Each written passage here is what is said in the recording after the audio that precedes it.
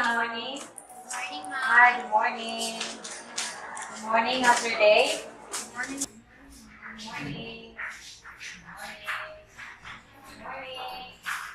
Good morning. Morning, ma'am. Yeah, good morning. ma'am. Good morning. Morning, ma'am.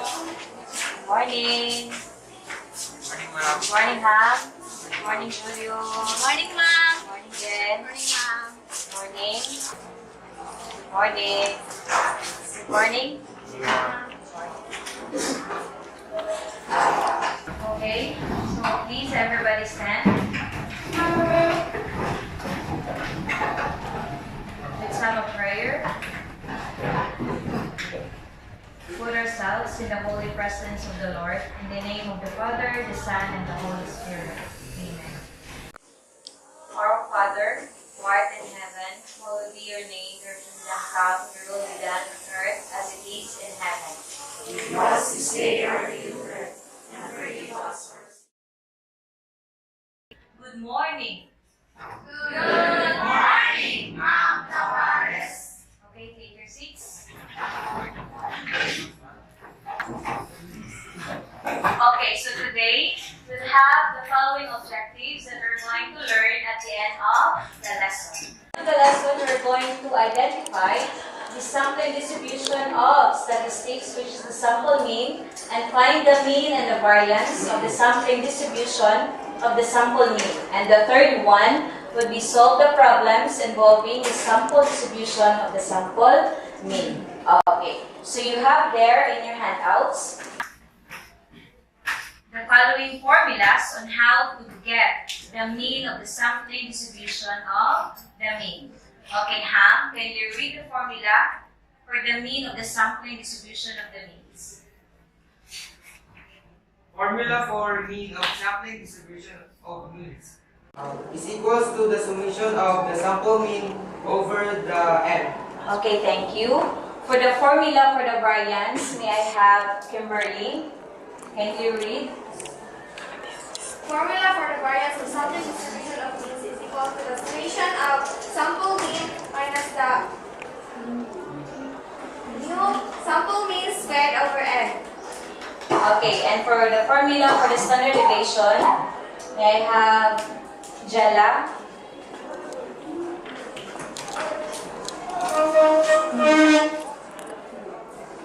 Formula for the standard deviation of the sampling distribution of means is equals to the summation of Square root?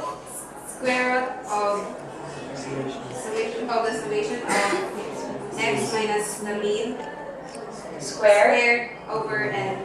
Okay, so last time we already discussed how to compute the sample mean out of the population, the 2, 3, and 4, then how to get the sample mean out of that grown from the population. Okay, so we have here an example. So consider the population of the values 2, 5, 7, and 8. Okay, so condition letter A. So we have the population, which is the 2, 5, 7, and 8. What is the condition A in the example, in the given example? Find the population mean. Okay, so we have here the sample na siya, but the population mean is equal to the mu, the summation of x all over the total population. So these are your x. So this is equal to 2 plus 5 plus 7 plus 8 all over how many elements? There are 4. So 4. So pila siya all in all? 22 over 22. This is 22 over 4, or that is equal to 5.5. 5.5. Okay. What about the variance? How to determine the variance? So sigma squared is equal to the summation of the quantity x minus the mu squared all over the n. Okay. Can we get that one, that portion, the numerator? having the population alone? Yes or no? Why? Okay, so we'll make a table out of the population. So we have here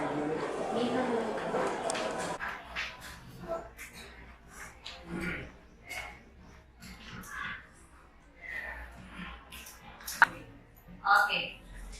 We already have the mean, the population mean.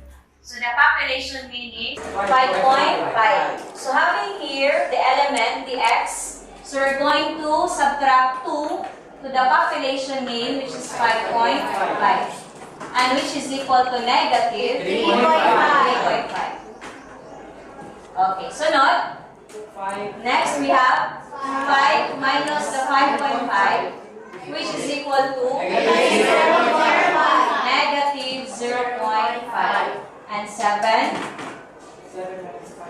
minus 5.5, which is 1.5. And the last one is 5.5, and which is equal to 2.5. And then you square all the values here for the third column. So you square in your table, what will be the value of x minus the mean? Okay, so you have there in your handouts a table. Same with the table in our board. So kindly fill in all the blanks in your handouts, the table given in the solution part, and then answer the last column, which is the x minus the mu squared. Okay, try that one in your seats.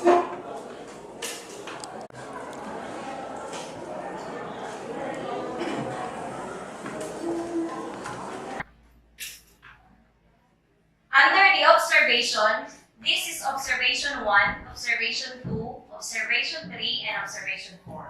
So you write, you fill in the table provided in your handouts.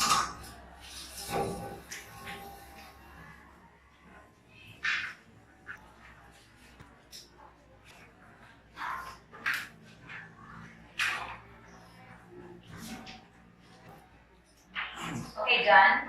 Yes, ma'am. We're done with the last column. Okay. If you're done with all the values for the last column, then please sum it up. Get the summation of the x minus the mu squared. And then let me know the answer.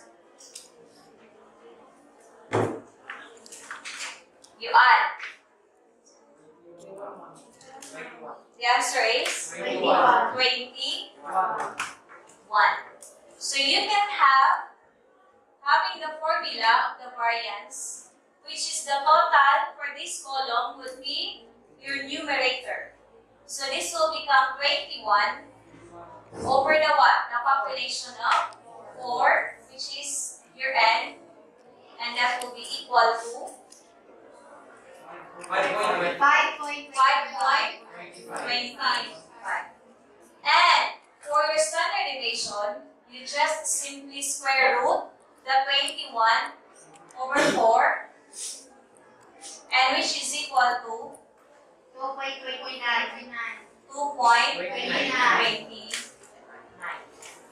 Okay, any clarification? None? Okay, let's proceed on the second page of your handouts.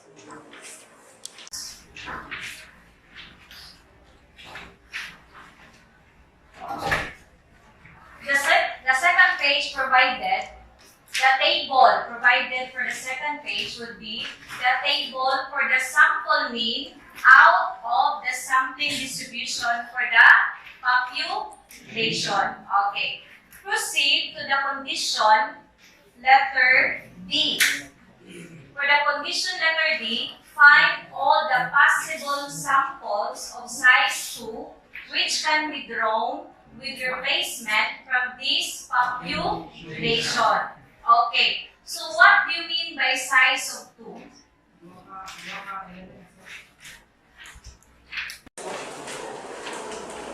Size of 2 out of the population. Ha?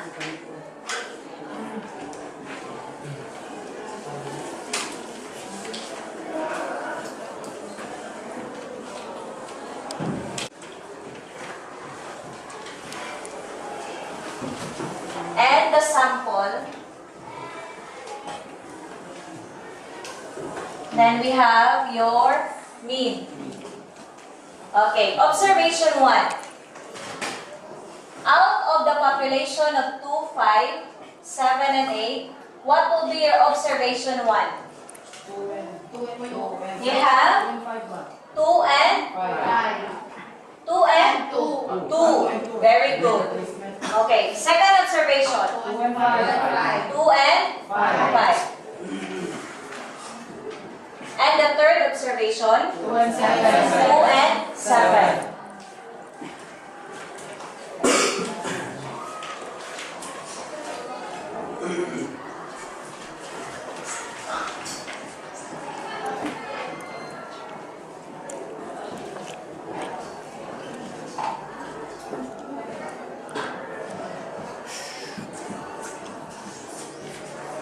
Okay.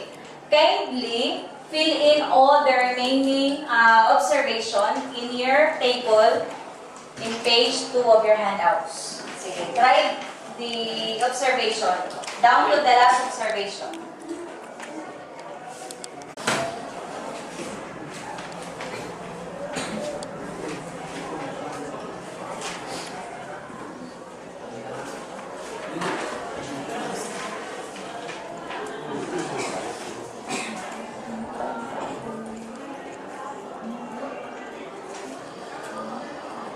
Okay, done. Who can show the last observations on the board? Jella?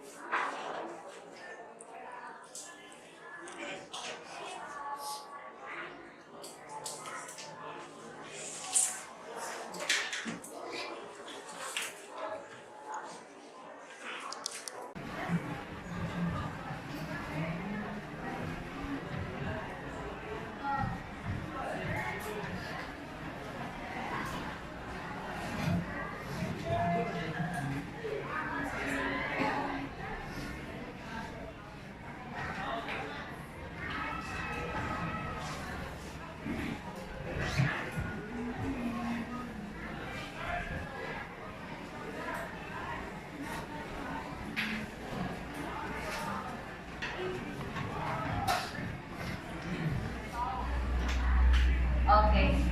So all of you have the same answer with Jella? Yes, ma'am. Okay, so let's proceed on how to determine the mean.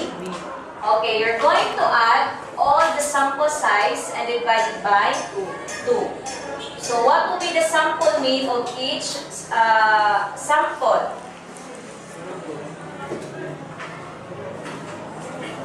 Okay, let's have first observation 1. So what will be the sample mean? 2. Second, 3.5. Third, this is 4.5. This is 5. 3.5. 5. 6. This is 6. 6.5. 4.5. This is 4.5. 6. 6. 7.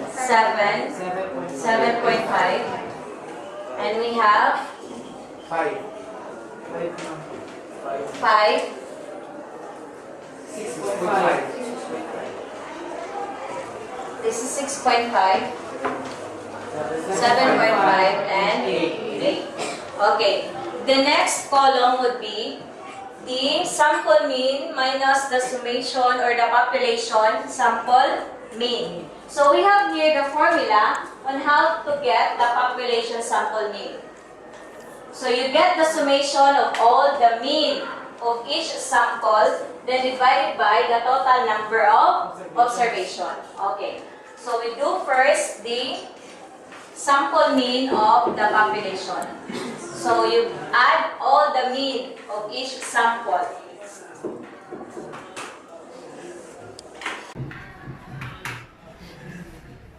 Try to add in your sheets what will be the total value of this column. 88, ma'am. So that is, 88. this is 88, the summation. So this is now 88 all over 16. And which is equal to 5.5. 5.5. Okay. Let's proceed on the third column, which can be derived are the variance of the sampling distribution of the sample mean. So we're going to have the x sample mean minus the population sample. So this will become 2 minus the 5.5. Okay, which is equal to Negative 3.5. negative, this is negative 3.55. Okay. Do the remaining rows in your sheets using your table provided on page 2 of your handouts. Try to compute in your sheets silently.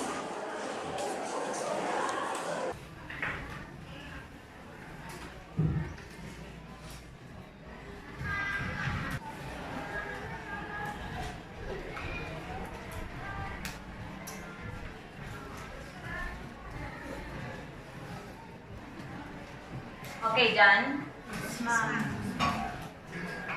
Okay, who can show the solution on the board down to the last observation?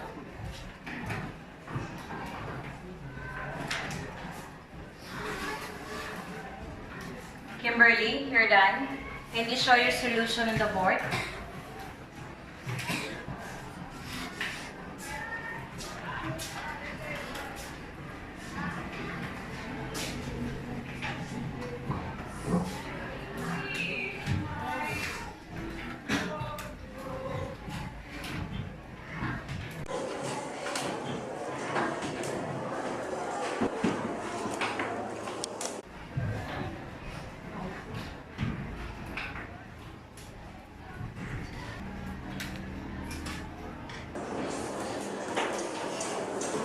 Okay. Do you have the same answer? Yes. Kimberly? Okay, very good. So we're down with the last column, which is the square of the previous column. So meaning to say, we're going to square all the values here in the fourth column, and then that will be the values for the last column. So let's have first the first value. So negative 3.5 squared is equal to 12.25. And then the second one, this is 4, 1, 0.25. This is positive. Then this is also positive 4, positive 0.25. And this is 0.25, and this is 1, 0.25, and this is 4, positive 0.25,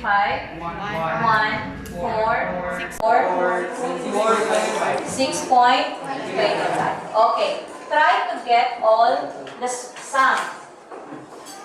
Get the summation of this last column. 42, ma'am. This is 42. 42.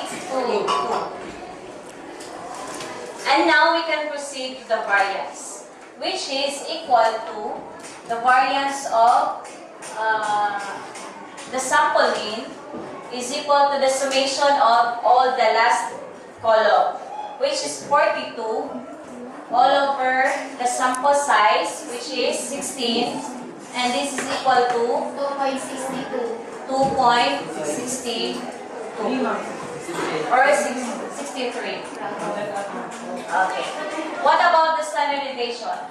The square root of 2.63, which is equal to 1.62. 1.62. Okay.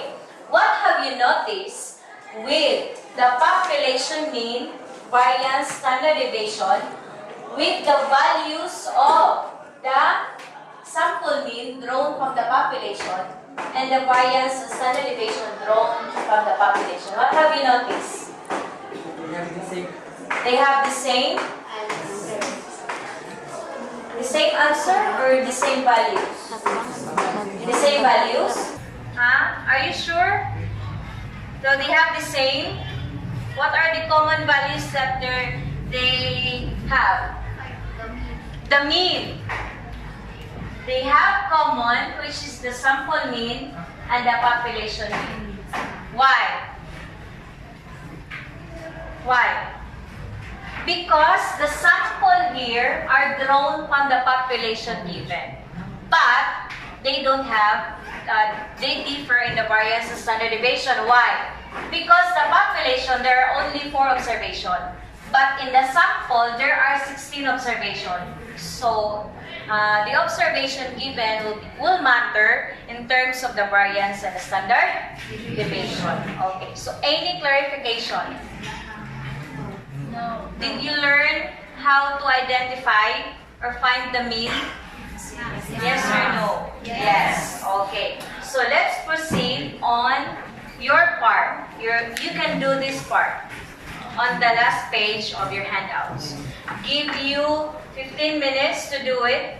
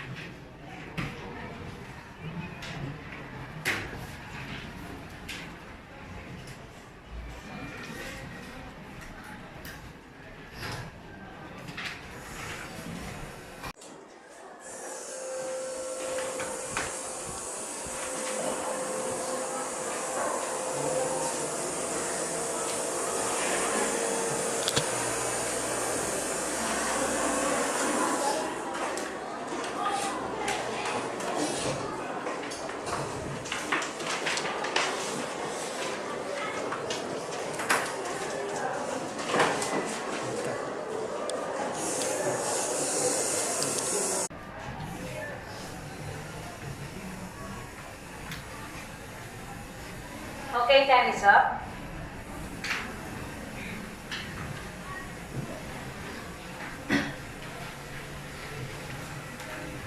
Okay, time is up.